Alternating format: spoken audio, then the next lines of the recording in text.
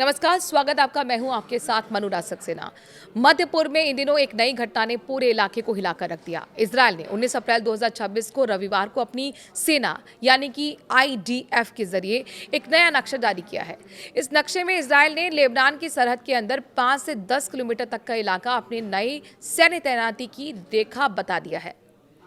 इसे forward defence line या फिर येलो लाइन भी कहा जा रहा है। इस रेखा के दक्षिण में पड़ने वाले लेबनान के दर्जनों गांव अब इजरायल के नियंत्रण में आ गए हैं। ये गांव पहले से ही युद्ध की वजह से खाली और बर्बाद हो चुके थे, लेकिन अब वहां इजरायली टैंक और सैनिक गश्त लगा रहे हैं। ये सब उस वक्त हुआ जब कुछ ही दिन पहले 17 अप्रैल के आसपास इजरायल और लेबनान के बीच हिजबुल्लाह के साथ सीजफायर यानी कि युद्ध विराम लागू हुआ था। अमेरिका के दबाव में ये समझौता हुआ था। आमतौर पर सीजफायर का मतलब होता है कि दोनों तरफ की सेनाएं अपनी पुरानी सरहदों पर वापस चली जाएं और लड़ाई रुक जाए, लेकिन इजरायल ने इसे समझौते को अपनी तरफ से अलग तरीके से लागू कर दिया। अपनी सेना की वापस बुलाने की बजाय उसने लेबनान के अंदर ही एक नई और मजबूत सुरक्षा रेखा बना ली है।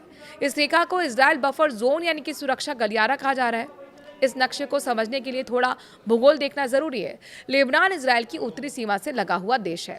इजरायल की तरफ से ये नई रेखा समुद्र से शुरू होकर पूर्व में सीरियन बॉर्डर के पास माउंट हरमन तक जाती है। ये पट्टी 5 से 10 किलोमीटर गहरी है। लेबनान का दक्षिणी हिस्सा ज्यादा चौड़ा नहीं है, इसीलिए ये बफर जोन लेबनान के कुछ इलाकों का एक बड़ा हिस्सा कवर कर रहा है। इसमें दर्जनों गांव आते हैं जहां पहले लोग रहते थे, खेती होती थी, बाजार सस्ते थे, लेकिन पिछले कुछ एक साल से चली आ रही इजरायली बमबारी और हिजबुल्लाह के साथ लड़ाई की वजह से ये सारे गांव वीरान हो गए हैं। लोग उत्तर की तरफ भाग गए हैं। अब इन खाली गांवों पर इजरायल का पूरा नियंत्रण है और वहां हिजबुल्लाह की किसी भी बुनियादी ढांचे को नष्ट करने की कार्रवाई चल रही है। इजरायल का कहना है ये बफर जोन उसके उत्तरी शहरों और बस्तियों की सुरक्षा के लिए जरूरी है। पिछले एक साल से हिजबुल्लाह ने इजरायल पर रॉकेट और मिसाइल हमले किए थे, जिसकी वजह से हजारों इजरायली लोग अपने घर छोड़कर विस्थापित हो गए थे। इजरायल का तर्क है कि अगर लेबनान की जमीन पर यह सुरक्षा पट्टी नहीं बनी तो हिजबुल्लाह फिर से करीब से हमला कर सकता है, जैसा कि 2023 में हमास ने किया था। प्रधानमंत्री बेंजामिन नेतन्याहू और रक्षा मंत्री इजरायल काट्स ने साफ कहा है कि ये जोन पहले से ज्यादा मजबूत, गहरा और लगातार होगा। आईडीएफ के बयान में कहा गया है कि 5 डिवीजन और नौसेना के साथ मिलकर यह काम किया जा रहा है ताकि उत्तरी इजरायल पर कोई सीधा खतरा ना रहे, लेकिन लेबनान की तरफ से इस कदम को सीजफायर का उल्लंघन माना जा रहा है। लेबनान सरकार और हिजबुल्लाह का कहना है कि इजरायल ने युद्ध विराम की भावना का पालन नहीं किया। उन्होंने अपनी सेना को लेबनान के अंदर रखकर एक तरफा फैसला लिया है। कुछ रिपोर्ट्स में कहा गया है कि इस बफर जोन की वजह से लेबनान के नागरिकों को इन गांव में वापस लौटने की अनुमति नहीं मिल रही है।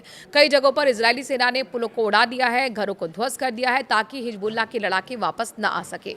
ये पूरा मामला सिर्फ सरहद बदलने तक सीमित नहीं है। इजरायल लेबनान के बीच लंबे समय से चली आ रही तनाव की कहानी का नया अध्याय है। साल 2023 के बाद से हिजबुल्लाह ने इजरायल पर हमले शुरू किए थे, जो ईरान के समर्थन से चल रहे थे। इजरायल ने जवाब में लेबनान के दक्षिणी हिस्से में बड़े पैमाने पर ऑपरेशन किए। अब सीजफायर के बावजूद इजरायल कह रहा है कि जब तक हिजबुल्लाह पूरी तरह से निरस्त नहीं हो जाता और लेबनान की सेना सीमा पर तैनात नहीं हो जाती, तब तक ये बफर जोन बरकरार रहेगा। कुछ अनुमानों के मुताबिक इस जोन को बनाए रखने के लिए इजरायल ने 80,000 रिजर्व सैनिकों की जरूरत पड़ सकती है और सालाना करीब 6.4 अरब डॉलर का खर्च आ सकता है। इस घटना का असर सिर्फ दोनों देशों तक नहीं है, पूरी मध्य पूर्व की स्थिति इससे प्रभावित हो रही है। अभी अमेरिका और ईरान के बीच इस्लामाबाद में बातचीत चल रही है, जिसमें क्षेत्रीय स्थिरता का मुद्दा भी शामिल है। इजरायल का ये कदम उस बड़ी कूटनीति का हिस्सा है जहां एक तरफा शांति की बातें हो रही हैं और दूसरी तरफ मैदान पर अपनी स्थिति मजबूत की जा रही है। लेबनान के लोग चिंतित हैं कि अगर ये बफर जोन स्थायी हो गया तो उनके देश का एक बड़ा हिस्सा हमेशा के लिए इजरायल के नियंत्रण में चला जाएगा। इंटरनेशनल मीडिया में भी इस पर चर्चा है। गाजा मॉडल से इसे जोड़कर देखा जा रहा है, जहां इजरायल ने सुरक्षा के नाम पर इलाकों को खाली करवाया और नियंत्रण बढ़ा दिया। संयुक्त राष्ट्र और अन्य अंतर्राष्ट्रीय संगठन इस बात पर चिंता जाहिर कर रहे हैं। इससे सीजफायर कमजोर हो सकता है और फिर से लड़ाई शुरू हो सकती है।